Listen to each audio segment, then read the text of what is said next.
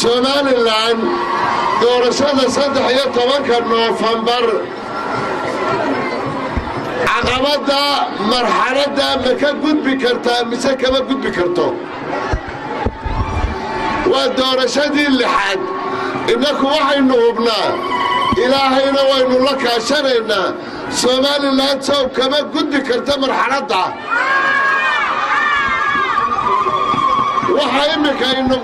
waxaynugu meeraysanayaan oo arrinteena marba meel ka soo galaya waa farmaajo iyo dawladda Muqdisho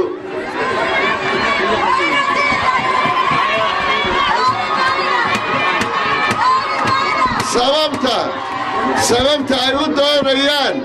ee inoo ducaynayaan ee marba u leeyihiin xusbi hebel iyo wadani baanu taageersanahay waxa ay og yihiin haddaynu maanta marxaladdan ka gudubno Somaliland muddadu inkastaba ha qaadatee qaran madax bannaan oo innakiyo Soomaaliya waxba la isugu darin baynu noqonaynaa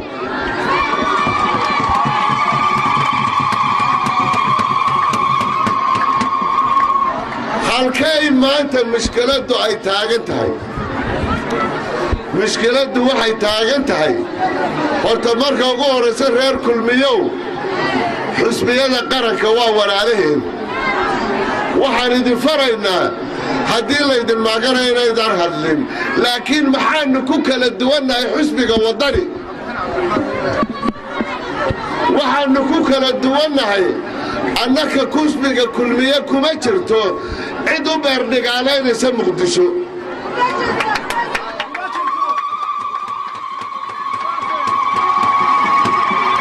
xusbiga kulmiye iyo dadkiisu kuma jiraan qof doonayo xorriyadda Somaliland inay wiiqato midnimadii Soomaaliyana dib u soo noqoto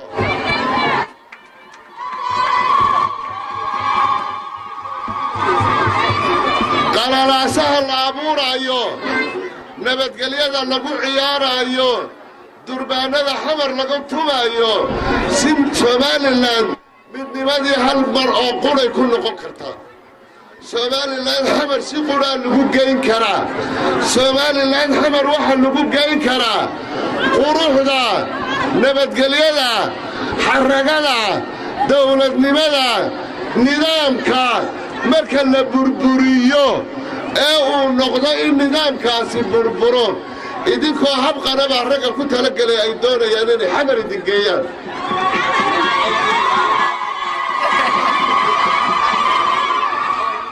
kuwaasi annaka ma aha kuwaasi annaka meel kuma laha walaalahayana waxaanu leenahay xamar yaan laydinka taageerine laascaanood iyo laasqora iyo xerigaabo iyo baran iyo hadaftime iyo boorame iyo baki iyo dila iyo maxaanku dhahdaayey burco iyo ha laydinka taageero laakiin yaan xamar laydinka taageerin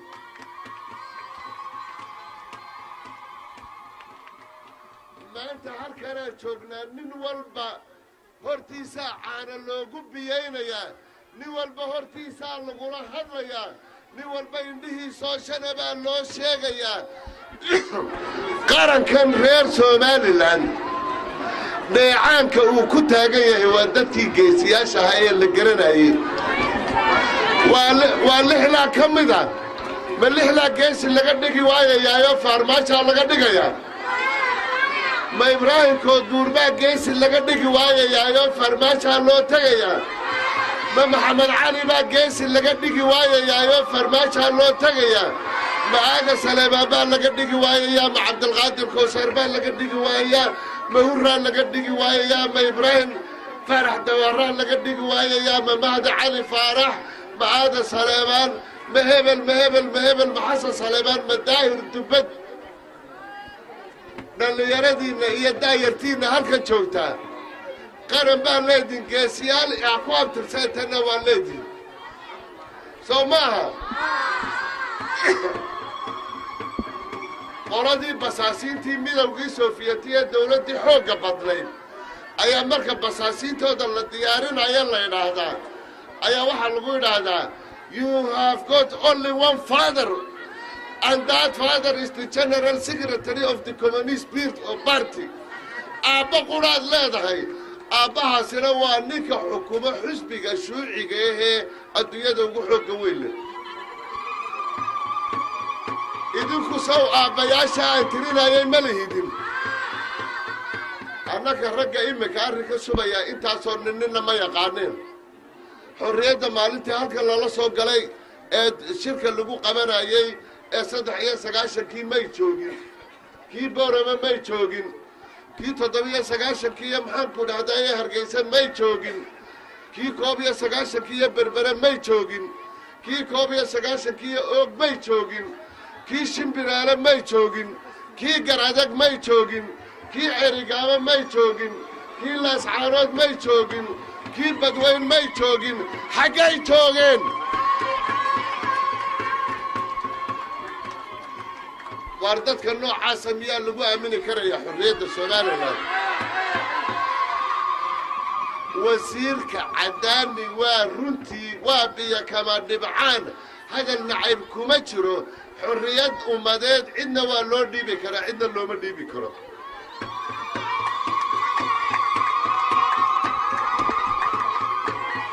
waxaan ku soo ururinayaa qalalaasaa la abuurayaa hadda saaka hargeysa waxaa la yidhi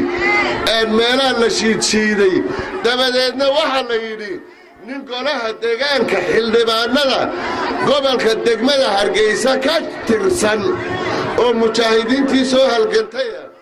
oo cabdicasiis seestan la yidhaahdaa ka dambeeyey baa la yidhaha cabdicasiis seestan halka burcuu inala joogaayo burcuu ka ololaynayaayo idinkuu idiin yimiyo hudheelka balaasuu ku jiraayo waxaa hadda xanfalay qaadayuu hargeysa geliyo dadka qaar ku soo shiiday nabadgelyo daraa la abuurayaa qas baa la abuurayaa laakiin idinka waxaan idin faraynaa qofka gaadhiga la jidhsiyana dhakhtarkaynu geynaynaa ma maqlaysaan ka la dakhrana dhakhtarkaynu geynaynaa hablihii hore la dakhrayna dhakhtarkaynu geynayo giddigood waa la wada garanayaa ninka gaadhiga laga duqeeyo gaadhigaynuu samaynaynaa qarannimada somalilan baa waxay ku jirtaa in nabadgelyadeeda la ilaaliyo halgankii snn muxuu keenay in xamarna maanta maalinba inta qarax ka dhacon la ydhaahda 600 oo qof baa la aasay oo qaraxaasaa dhacay somalilandna ilaa iyo bari soo ma midaysna sow nabadgelya kuma jirto aabbiyo hooyay leedoo meelay ku abtirsataabay leedahe nin shalinta halka yimid nabadgelyada ma dhalin waxaanu idin leenahay aad iyo aad baa u mahadsan tihiin magaalada rabshad la'aan ha lagu maro raaxo iyo gobonnimo iyo nidaam ha lagu maro guryihiinna iyo meelaha maxaanku dhahdaayeen ka ciyaara nidaamka iyo magaalada ha la ilaaliyo ilaahay waxaynu ka baryaynaa raxmaadkiisa inuu inoo shubo nabadgelyadana inaynu lahay taamin naga yeelo su'aal baa la isweydiinayaa 3 xusbi ayaa intii dhawayta addis ababaana looga yeedhay xusbiyadeenna qaarkood arrimahay wadaan warwar bay caalamkii geliyeen annaku waxaannu u sheegnay oo dawladaha aynu jaarka nahay u sheegnay oo kuwa midowda yurub u sheegnay xusbiga kulmiye natiijada golaha komishanka ee doorashada ee qaranka uu ku dhawaaqo annaku cidda ugu horraysay ogolaataynu noqonayna sow maaha sow horeba lama odhanin kulmiye waa laga helay axmed silaaya miyuu dhintay kulmiye miyuu baaba'ay haddii laynaga helana waynu jiraynaa haddaynu helana waa alxamdulilaahi rabbialcaalamiin saaxiibbadaya waxaannu leenahay golayaasha dambe shirarka dambe ee ololaha dadweynaha ha u sheegaan haddii berrinta laga badiyo inay natiijada qaadanayaan waxay ku marmarsoodaan oo yidhaahdaan qolada waddani ucid waa qabaa inay natiijada oggolaanayso horena way u oggolaatay waddani markay ka hadlayaan habeenkii dhawayta 3 musharaxee madaxweyne markii la weydiinayey iyo siyaasiyiintoodu markay golayaasha ka hadasho waxay ku maaraystaan haddii da doorashadu u dhacdo si xor oo xalaala haddii da maxaanku dhahday haddii mare doorashadu marka ay dhacdo komishanka natiijo sheegaya qodobkan kaga baxaya waxa weeye armiya boqor qodobkan kaga baxaya waxa weeye xisbiga kulmiye buugga barogaraamka siyaasiga oo aqoontii qurbajooga dabadda iyo dalka gudihiisa ay ku beeran tahay kaasaynu ummadda doorashada ku doonaynaa waddani waxa u baratikal barogaraama sow ma aha cayda muuse biixi innaku nina cayme maxaa nooga 15 inaannu waddani cayno waxaanu doonaynaa inaannu dadweynaha beerlaxawsanno nidhaahno walaalayaal codna siiya ayaga baratikal barogaraamkoodu waa cayda muuse biixi waa cayda kulmiye intaa iyaguna ay nagaga habsaamaan innakuna aynu codkeenna diyaarsanno aad iyo aad baa u mahadsan tihiin allah idin nabad yeelo asalaamu calaykum waraxmatullahi wabarakaatu